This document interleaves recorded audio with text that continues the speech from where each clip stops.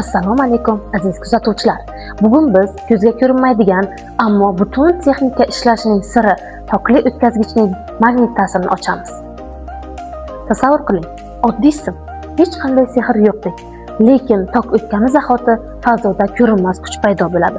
Kompas ignasi buriladi, temir harakatlanadi. Savol: elektr toki faqat zaryadlar oqimimi yoki yashirin magnit kuch manbai? Keling, bu haqda dastlabki ma'lumotlarni ko'rib chiqaylik. Magnit maydonning elektr toki bilan bog'liqligini birinchi bo'lib 1820-yilda daniyalik fizik Hans Christian Ørsted aniqlaydi. Tajribaga ko'ra sxema yig'ib olinadi. Ya'ni simlardan biri janubdan shimolga tarang tortiladi. Magnit strelkasi o'tkazgich sim tomoniga sim ostiga unga parallel qilib qo'yiladi.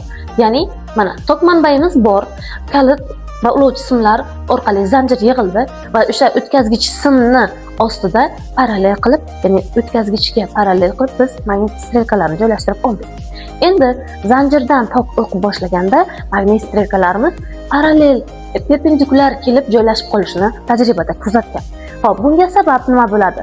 Bunga sabab o'tkazgichdan tok o'tayotganda magnit maydon hosil bo'ladi. Demak, mana manbadan kalit yopilgandan so'ng manbadan tok oqib o'tyapti. Tok yo'nalishiga perpendikulyar bo'lib, magnit strelkalarimiz joylashib qoldi.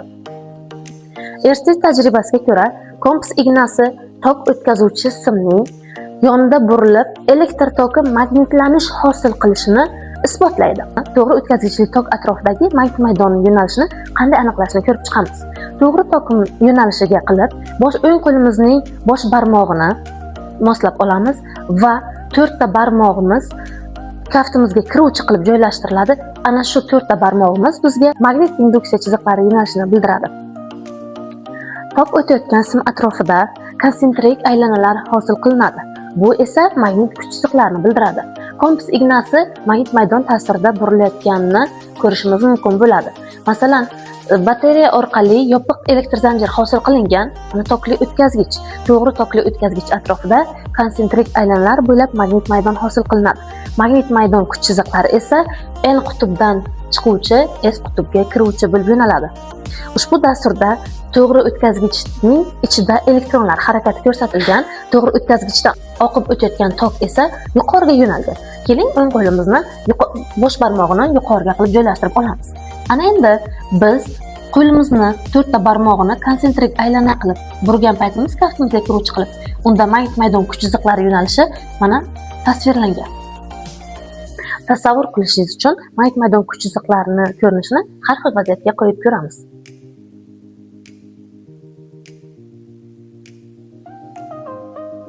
Ana bu ko'rinish yuqoridan gorizontal parallellar orqali ko'rinishlari. O'tkazgichdan pastga qarab tok oqayotganda bosh barmog'imizni pastga perpendikulyar qilib joylashtiramiz va 4 ta barmog'imiz bizga induksiya vektori chiziqlarini ko'rsatadi. Endi bu induksiya vektor chiziqlari hosil qilgan konsentrik aylanalar magnit maydon kuch chiziqlarini yuqoridan qaralganda qanday yo'nalganligini ko'rib o'taylik. Yuqoridan qaralganda ular soat strelkasi yo'nalishi bo'ylab konsentrik aylanalar hosil qiladi. Agar parmaning ilgarilama harakati tok yo'nalishi bilan bir xil bo'lsa, u holda parma dastasining aylanish yo'nalishi magnit induksiya chiziqlarining yo'nalishini ko'rsatadi. Parmaning ilgarilama harakati yo'nalishi bizga tok yo'nalishini ko'rsatsa, dastaning aylanma harakati yo'nalishi esa magnit kuch chiziqlari yo'nalishi bilan mos tushadi. Biz bunda tokning yo'nalishiga qarab magnit maydon kuch chiziqlari soat strelkasi bo'ylab yoki soat strelkasiga qarshi deb ayta olmaymiz, chunki biz unga turli xil rakursdan nazar solgan bo'lishimiz mumkin bo'ladi. Keling, ushbu animatsiya orqali yana bir ma'lumotga ega bo'laylik. O'tkazgich sim, to'g'ri o'tkazgich sim uladik va uni taqasimon magnit orasiga joylashtirdik. Kalitni ulagan paytimiz, hozir hech qanday o'zgarish bo'lmayapti. Kalitni ulagan paytimizda tokli o'tkazgichdan tok oqib o'tish natijasida uning atrofida magnit maydon hosil bo'ladi.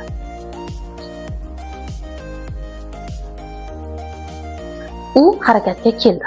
Bundan shunday xulosa qilishimiz mumkinki, o'tkazgich atrofida magnit maydon hosil bo'ldi.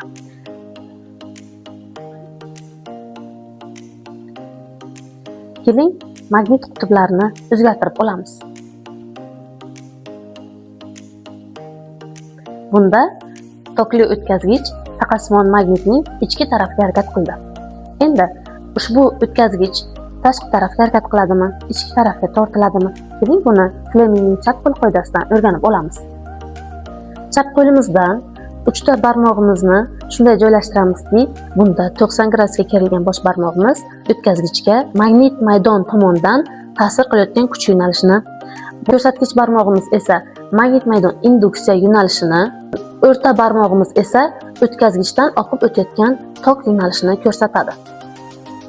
Ushbu animatsiyada to'g'ri o'tkazgichning atrofida hosil bo'layotgan magnit maydon kuch chiziqlari yo'nalishi tasvirlangan. Keling, siz bilan ushbu o'tkazgichning shaklini o'zgartirishga harakat qilib ko'raylik.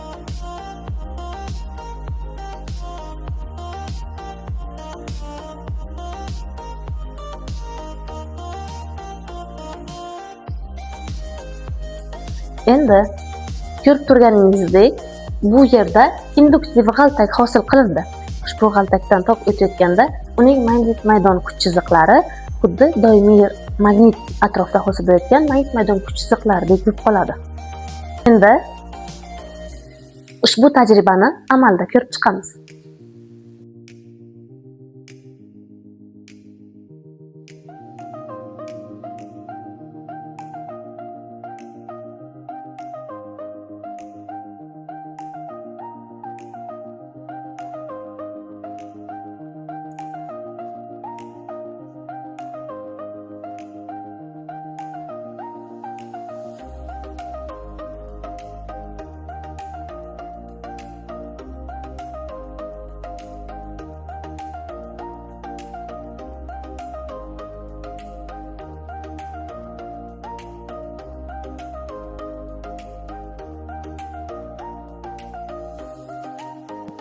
Bizga kerak bo'ladi shtativ, g'altak, ulovchi simlar, tok manbasi va yuklar to'plami.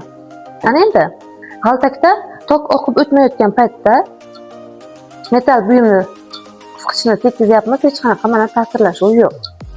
Endi tok ulagan paytimizcha mana demak o'tkazgichdan, g'altakdan tok oqib o'tayotganda magnit maydon hosil bo'ldi. Endi bu magnit maydon qanchalik kuchli, kuchsiz ekanligini ana yuklar to'plami yordamida ko'rib chiqaylik.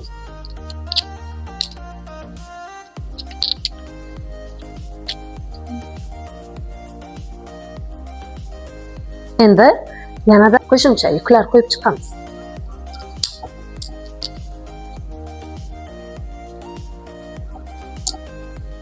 Bu yuklarning har biri 50 grammdan hisoblanadi. Mana hosil bo'lgan magnit maydon kuchlari og'irlik kuchini bemalol muvozanatlay olyapti. Bu qurilmamizning nomi elektromagnit deb aytiladi. Bu elektromagnit xossalari haqida siz bilan keyingi darslarimizda tanishib o'tamiz.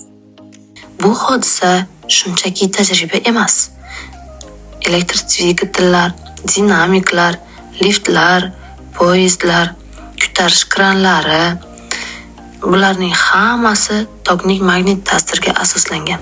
Biz kundalik turmushimizda foydalanayotgan ventilyator, kir yuvish mashinasi, elektr transport, nasos kabi qurilmalar elektr dvigatellar, ya'ni elektr motorlar asosida ishlaydi. Metal ko'targich kranlar, eshik qulflari, avtomatik klapanlar, elektr qo'ng'iroq kabi qurilmalar ham magnit ta'sirlar asosiga ishlaydi.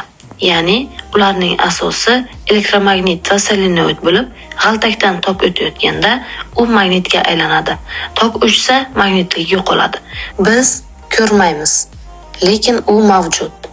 Elektr toki fazoni o'zgartiradi, magnit kuchni uyg'otadi va butun texnologiyalarni harakatga keltiradi. Demak, fizika formulalar emas, bu ko'rinmas kuchlarni boshqarish san'ati hamdir. Tabiatda ko'rinmaydigan kuchlar ko'rinadigan dunyoni boshqarayotgan bo'lishi mumkinmi? Ushbu savollarga javoblaringizni izohlarda kutib qolamiz.